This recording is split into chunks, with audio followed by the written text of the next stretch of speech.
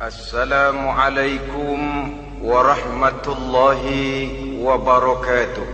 Waalaikumsalam warahmatullahi wabarakatuh. Bismillahirrahmanirrahim. Alhamdulillahi rabbil alamin. Wassalatu wassalamu ala ashrafil anbiya'i wal mursalin, imamil muttaqin, sayyidil ghurril muhajjalin, wa ala alihi wa ashabihil mujahidin at-tahirin, amma ba'du.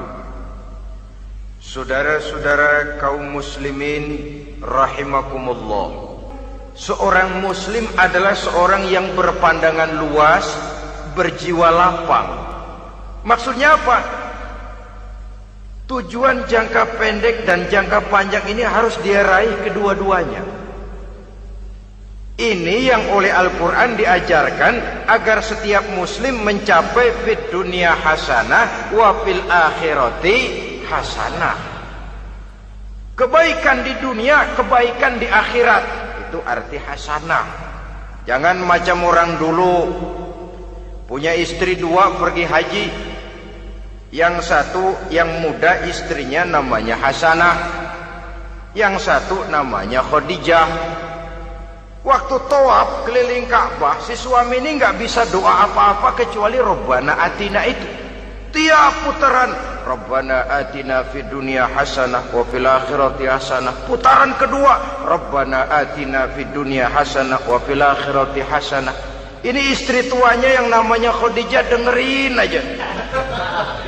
Akhirnya di satu saat dia colek suaminya, "Bang, mentang-mentang Hasanah bini muda disebutin melulu. Saya dong disebutin dalam doa."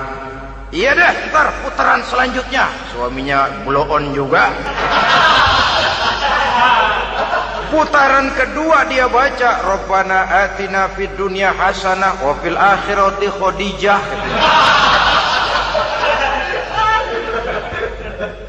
Saudara-saudara, itu makna refleksi daripada doa tadi itu, doa sapu jagat. Kita ingin fid dunya hasanah wa fil akhirati hasanah. Tujuan jangka pendek dunia tercapai, tujuan jangka panjang akhirat dan ridho Allah juga tergapai. Oleh sebab itu Al-Quran menjelaskan, wabtaghi fima atakallahu ad-daral akhirah wa la tansa nasibaka minad dunya. Dengan karunia yang diberikan Allah kepadamu, carilah bahagia akhirat. Wala tansa nasibaka minad dunya, tetapi jangan lupakan bagianmu dalam kehidupan di dunia ini. Cari akhirat, utamakan akhirat dengan tidak usah melupakan jatahmu di dunia. Kenapa saya katakan seorang muslim berjiwa besar? Sebab andai kata dia gagal mencapai tujuan jangka pendek, andai kata dia gagal di dunia, dan dia oleh Islam diajarkan jangan sampai gagal, tapi andai kata dia gagal, dia masih punya tujuan jangka panjang, akhirat dan ridho Allah. Dia masih bisa menghibur diri, biarlah di dunia kita sederhana, bahkan biarlah susah di dunia, asal di akhirat kita bahagia. Orang yang tidak punya pandangan hidup semacam ini, sorgalah dunia ini, segalanya telah tertumpu di sini. Bila umurnya selesai, ajalnya datang, selesai sudah sorganya sampai di situ, dan dia tidak punya pengharapan lain di belakang itu. Maka seluruhnya bertumpu pada kehidupan di dunia, padahal dunia seperti air laut, makin diminum makin haus, makin kering tenggorokan. Dunia yang diperturutkan menyeret manusia ke dalam lingkaran setan, terjebak dalam sifat yang namanya tamak bin rakus alias serakah.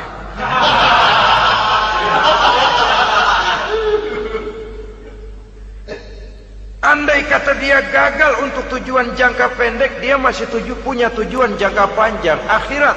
Dia masih sanggup berkata, biar di dunia kita sederhana, bahkan biar kebelangsak sengsara susah di dunia, asal di akhirat kita bisa bahagia. Kan masih ada harapan. yang paling bangpak,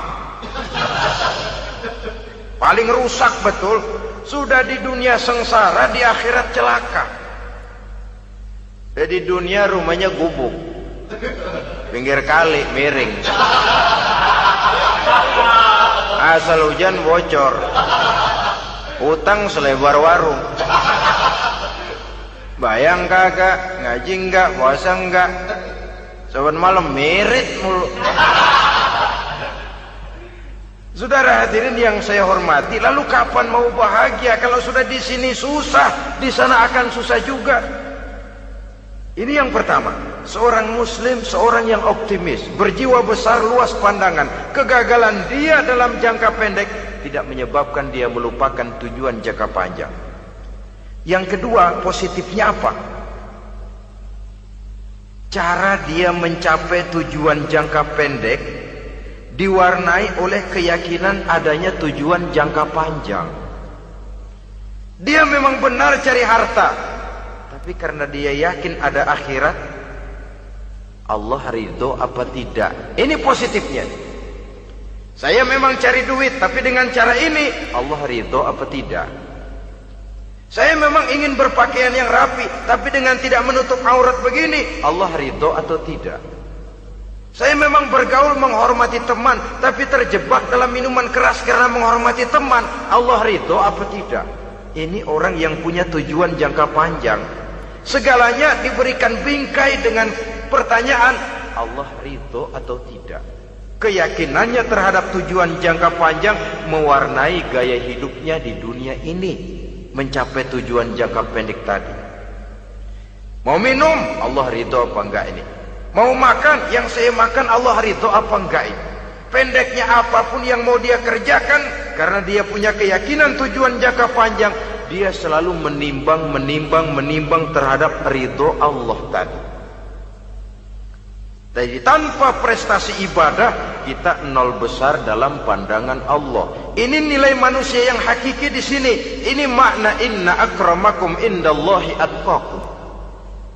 Di akhirat nanti kan tidak pernah akan disidang, kamu pendidikan setinggi apa? Tidak. Gelarmu berapa renteng? Profesor, doktor? Tidak. Akhirat hanya menyidang, kau sholat atau tidak? Kau puasa atau tidak? Kau zakat atau tidak? Diberikan kamu harta yang banyak, dari mana kau dapat, kemana kau belanjakan? Prestasi ibadah itu yang ditanya. Setinggi apa pendidikan, sebanyak apa pengalaman, no problem. Tidak jadi masalah di akhirat itu. Prestasi ibadah itu yang akan kita persembahkan di hadapan Allah. Itu makna inna akramakum indallahi atqakum. Kerbau dinilai dari dagingnya, makin gemuk makin mahal harganya. Tapi ada perkutut lebih mahal dari kerbau. Perkutut itu mahalan mentahnya loh daripada matangnya. Karena harga perkutut pada suaranya. Lalu di mana harga manusia yang paling gemuk? Tidak. Suaranya, oh kalau manusia dinilai dari suaranya, barangkali Madonna nomor awal masuk surga. Hanyalah dengan prestasi ibadah kita bisa mencapai tujuan jangka panjang, akhirat dan ridho Allah. Nah baiklah ya, kalau sudah jelas bahwa kita punya dua tujuan jangka hidup, jangka pendek dan jangka panjang, bagaimana Islam mengajarkan kita meraih dua ini? Pada prinsipnya Islam mengajarkan sistem keseimbangan. Dalam berbagai aspek kehidupan, keseimbangan ini nampak dengan nyata diajarkan oleh agama kita. Seperti ayat yang saya bacakan tadi. Dengan karunia yang diberikan Allah kepadamu, cari negeri akhirat, tapi jangan lupakan bagianmu di dunia ini. Dalam bentuk yang lebih nyata, bekerjalah untuk duniamu seolah kau akan hidup buat selamanya, tapi bekerjalah buat akhiratmu seolah kau akan mati besok. Manifestasinya dalam kehidupan, misalnya orang kaya diperintah membantu yang miskin, tapi orang miskin dianjurkan berusaha. jangan mengandalkan hidup kepada yang kaya, seimbang. Kamu kaya, betul Pak, bantu yang miskin. Kamu miskin, iya Pak, berusaha, seimbang. Tuan rumah diwajibkan menghormati tamu, tamu diwajibkan tahu diri, seimbang. Jadi bagaimana kalau sudah kita bekerja di sawah, di ladang, di pasar, di kantor, anggap kita akan hidup selamanya agar timbul gairah kerja. Tapi kalau sudah sholat, anggap kita akan mati besok supaya timbul khusyuknya. Nah, titik tekannya di mana? Stresnya itu. Walaupun Islam mengajarkan sistem keseimbangan, tapi Al-Quran tetap menggarisbawahi walal akhiratu khairul laka minal, bahwa bagaimanapun seimbangnya, akhirat itu lebih utama daripada dunia. Bagaimana implementasinya? Kata orang-orang tua, kalau kita menanam padi, rumput pasti tumbuh, tapi nanam rumput jangan mimpi tumbuh padi. Maksudnya apa? Kalau satu perbuatan kita niatkan karena Allah, dunianya pasti ikut. Tapi kalau satu perbuatan diniatkan karena dunia semata-mata, akhirat akan hilang. Sebab itu, biasakanlah berbuat sesuatu baik untuk tujuan jangka pendek, lebih-lebih untuk tujuan jangka panjang, dengan motif lillahi ta'ala. Jadi saya ulangi, satu perbuatan kalau sudah diniatkan karena Allah, dunia biasanya ikut.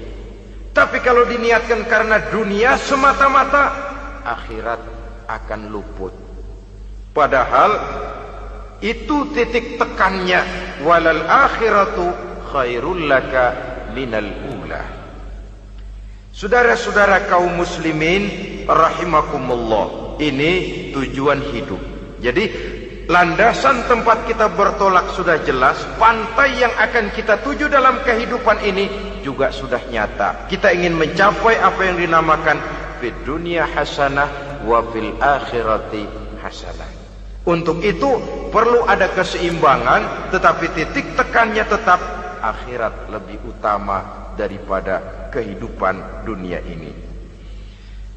Sekarang kalau sudah ada dasar hidup, sudah ada tujuan yang akan kita capai, tentu harus ada alat untuk mencapainya. Semuanya perlu sarana. Bahkan pada hakikatnya dalam kaidah usul fikih para ulama mengajarkan lil wasail hukmul maqasid. Sarana dan tujuan hukumnya sama. Ini mestinya mendidik umat Islam jadi pinter. Jangan cuma berpikir melaksanakan satu pekerjaan, tapi juga berpikir menciptakan sarana untuk terwujudnya pekerjaan itu. Misalnya umat Islam wajib pergi haji kalau mampu, kan begitu toh? Kalau dia umat Islam Indonesia, tentu pergi hajinya ke Mekah. Mekah, Jeddah, Mekah, Indonesia, perlu sarana angkutan untuk sampai ke sana. Kapal laut, kapal udara. Artinya umat Islam harus maju di bidang teknologi, bisa menciptakan pesawat, bisa menciptakan kapal laut, sarana yang akan menyampaikan dia untuk bisa melaksanakan ibadah haji. Selama ini kita bertumpu kepada pemikiran, pokoknya kan yang penting gue pergi haji pakai apa kayak gue punya duit. Dari segi pribadi memang barangkali begitu. Tapi sebagai umat yang harus mencapai kemajuan, apabila diperintahkan melaksanakan sesuatu, kita pun hakikatnya dituntut menciptakan sarana untuk menunjang pelaksanaan sesuatu itu sendiri. Agama mengajarkan an-nazafatu minal iman, kebersihan sebagian daripada iman. Siapa yang menciptakan mesin cuci, sabun-sabun keras, deterjen, rinso dan lain sebagainya? Siapa yang menciptakan air condition, pembersih ruangan? Kita hanya berpikir pokoknya kan bersih, mau pakai apa kek. Kita jarang yang berpikir kepada pewujudan teknologi modern untuk menerjemahkan hadis itu. Syukurlah belakangan ini sudah muncul teknokrat-teknokrat muslim yang dijiwai oleh semangat Al-Quran membuka tabir rahasia konsepsi Islam di lapangan teknologi modern, yang makin lama makin menunjukkan tuntutan kebutuhan daripada umat itu sendiri. Dengan demikian, apabila ada tujuan hidup, kita memerlukan alat untuk mencapai tujuan tadi. Supaya tujuan fid dunia hasanah wa fil akhirati hasanah tercapai, apa alat yang harus kita pakai? Kita lihat surah At-Taubah ayat 111 memberikan jawaban. Innallaha ashtara minal mu'minina anfusahum wa amwalahum bi anna lahumul jannah. Sesungguhnya Allah telah membeli dari orang-orang beriman diri mereka, harta mereka, bahwa sesungguhnya bagi mereka adalah surga. Coba kita simak ayat ini sejenak, akan nampak dengan jelas bahwa ayat ini hakikatnya merupakan satu transaksi yang nyata benar antara kita dengan Allah. Transaksi jual beli sudah terjadi, dan itu langsung dengan Allah, tertuang dalam pernyataan Quran. Pembeli Allah, penjual kita orang-orang beriman, dagangannya adalah anfus dan amwal, harganya adalah surga. Itu sudah tanda tangan pernyataan kita siap jual beli ya Allah. Apalagi baiat kita apa? Inna solati wa nusuki wa mahyaya wa mamati lillahi rabbil alamin. Solatku, ibadahku, hidup dan matiku cuma untuk Allah Tuhan seluruh sekalian alam. Minimalnya 5 kali sehari semalam baiat ini kita ulang dan kita ulang. Kenapa lalu kita tidak konsekuen? Dalam konteksnya dengan persoalan, maka alat hidup kita itu ada 2. Pertama, anfus. Ini bentuk mufrad dari jamaknya, bentuk jamak dari mufrad nafsun. Biasa diterjemahkan dengan diri. Yang dimaksud dengan diri adalah kepribadian. Yang dimaksud dengan kepribadian ialah kekayaan yang kita miliki dalam kepribadian kita. Artinya bisa tenaga, pikiran, konsep, gagasan, wewenang, ide, pangkat, jabatan, kemampuan, keahlian, skill, itu semuanya masuk ke dalam anfus, diri. Sedangkan amwal bentuk jamak dari mufrad malun, biasa diterjemahkan dengan harta. Pengertian di sini ialah seluruh bentuk-bentuk materi yang berada di bawah kekuasaan kita. Bisa rumah, bisa uang, bisa tanah, bisa kebun, bisa pabrik, bisa peternakan, itu semuanya amwal. Nah, baik anfus maupun amwal, diri, tenaga ke, pikiran ke, harta ke, pangkat ke, jabatan ke, wewenang ke, keahlian ke, untuk tujuan jangka pendek harus jadi rahmah bagi lingkungan. Untuk tujuan jangka panjang harus menunjang jalan menuju ridho Allah. Jadi kalau pangkat kita menjauhkan kita dari ridho Allah, itu bukan nikmat tuh, azab. Punya pangkat bukan melakukan kebaikan, malah melakukan kejahatan, setidak-tidaknya berdiri di belakang kejahatan, melindungi perbuatan-perbuatan munkar. Dalam kelas kakap melindungi korupsi, dalam kelas teri jadi backing tukang koprok. Umpamanya itu sudah menyalahi. Alat tidak digunakan untuk mencapai tujuan, itu untuk tujuan jangka pendek. Lalu amwal, harta, uang, tanah, rumah, kebun, untuk tujuan jangka pendek harus menjadi rahmah bagi lingkungan.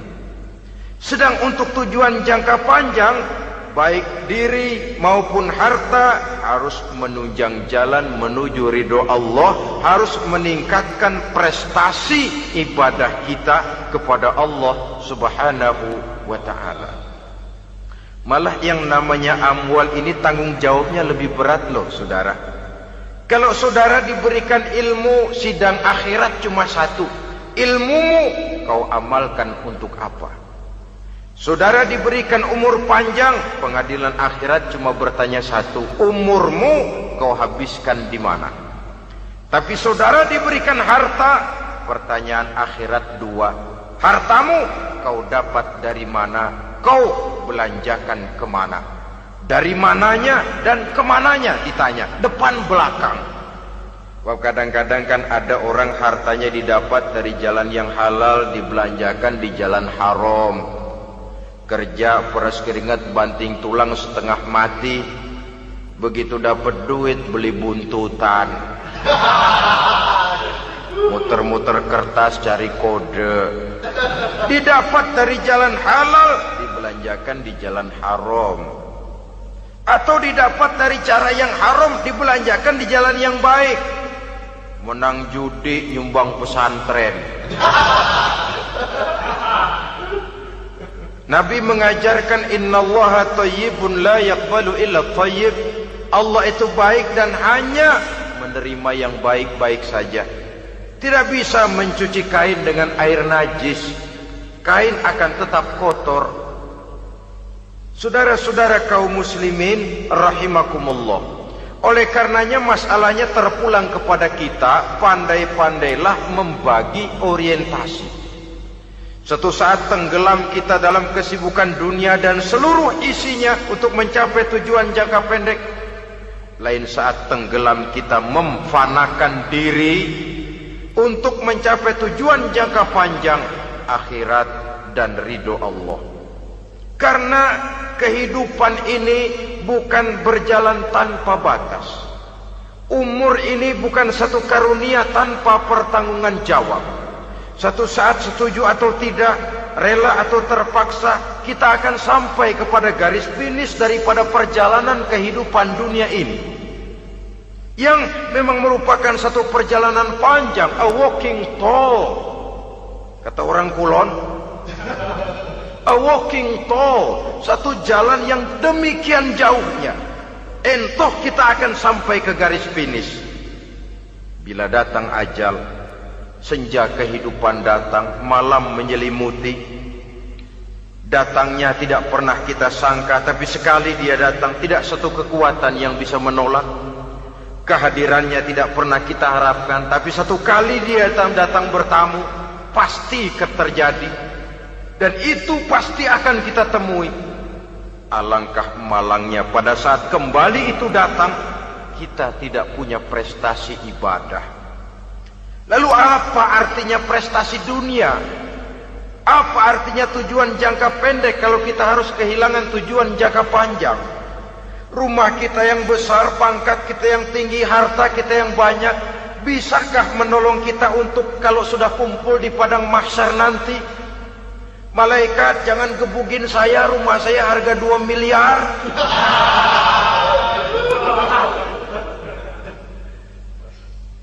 Sudahlah malaikat, damai saja, itu Rolls Royce saya. Pakai saja malaikat, pakai. Kata malaikat, gue budak, gue nggak butuh gituan. Hanya prestasi ibadah yang bisa menyelamatkan kita pada kondisi semacam itu. Jadi oleh karena itu saudara-saudara, biar di dunia ini rumah kita besar, mobil bagus, uang banyak, pabrik ada, usaha lancar, asal di akhirat masuk surga aja. Gak apa-apa. Daripada di dunia sengsara, di akhirat neraka, senangnya kapan? Sudah di sini sengsara, di sana keblangsak. Itu yang orang-orang tua bilang lacur kuda namanya. Pelan dipecut, kenceng digentak, setengah mati, serba salah. Kuda kalau bisa ngomong, gue setengah mati, serba salah. Pelan dipecut, kekencengan, ditarik. Itu yang namanya lacur kuda begitu. Serba salah posisinya. Untuk itu pandai-pandailah membagi orientasi supaya tercapai tujuan ideal ini, fid dunya hasanah wa fil akhirati hasanah. Ini tentang tujuan hidup. Nah, untuk mencapai tujuan ini kita tidak berjalan sendiri. Kita perlu teman hidup. Di samping teman hidup ada pula lawan hidup. Siapa teman hidup kita untuk mencapai tujuan hidup ini? Dalam arti sempit, teman hidup kita suami istri yang taat kepada Allah. Suami istri lebih dari sekedar satu pasangan, juga saling melengkapi, merupakan bagian daripada kehidupan. Suami adalah teman istri, istri adalah teman suami untuk mencapai tujuan hidup tadi. Mencapai fid dunya hasanah wa fil akhirati hasanah. Seiring, seirama, selaras, serasi, seimbang, kata orang sekarang. Teman dalam arti sempit. Adapun teman dalam arti luas, setiap orang yang pandangan hidupnya sama dengan kita. Setiap orang yang akidahnya sama dengan kita. Terlepas dari suku bangsa apapun, warna kulit apapun, bahasa apapun, jikalau keyakinannya sama, pandangan hidupnya sama, dia adalah saudara kita dalam artian yang luas. Islam tidak kenal teritorial. Maka tidak ada itu Islam Jepang. Ya walaupun secara formalnya ada, tapi informal Muslim adalah Muslim, diikat dengan akidah. Itu teman hidup. Lalu lawan hidup siapa? Pertama iblis. Dalam segala bentuk dan implementasinya. Yang kedua, setiap orang yang pandangan hidupnya tidak sama dengan kita secara ideologis, itulah lawan hidup kita. Maka yang teman jadikan teman, yang lawan jadikan lawan. Jangan teman dijadikan lawan, lawan dijadikan teman. Itu namanya kopiah dipasang di kaki, pak bakyak naik ke jidat. Wajar kalau kepala lalu jadi benjol. Salah milih teman, salah cari lawan. Salah milih teman, salah cari lawan. Akibatnya kita yang akan susah di kemudian hari nanti. Saudara-saudara kaum muslimin rahimakumullah, oleh karenanya pandai-pandailah dalam hidup ini. Yang teman jadikan teman, yang lawan jadikan lawan. Kalau lawan kita jadikan teman, sementara teman kita jadikan lawan, dan itu yang banyak terjadi dalam praktek kehidupan, kita tidak akan bisa mencapai tujuan. Karena akan tertarung di kaki sendiri. Nah, ini sajalah yang kita bicarakan pada pertemuan kali ini. Mudah-mudahan ada manfaatnya. Terima kasih atas segala perhatian. Mohon maaf atas segala kekurangan. Usikum wa nafsi bitaqwallah. Wassalamualaikum warahmatullahi wabarakatuh. Waalaikumsalam.